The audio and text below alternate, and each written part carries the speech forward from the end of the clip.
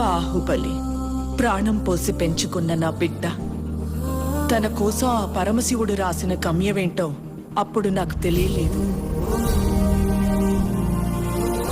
తన మరణం ఒక ముగింపు కాదు, ఓ మహాకార్యానికి ప్రారంభం. తన గమ్యం యుద్ధం, భూత వర్తమాన భవిష్యత్ కాలాలని శాసించి దేవాసుర సంగ్రామం.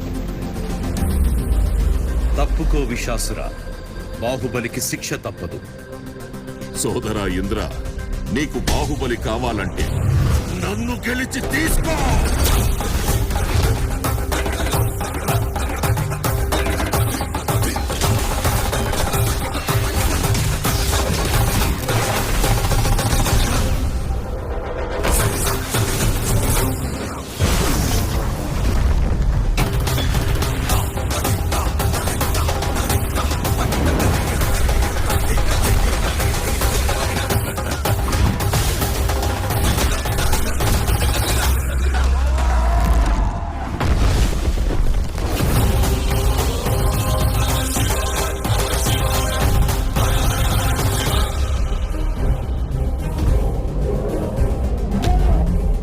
బాహుబలిని ఎవరు కాపాడతారు ఇప్పుడు?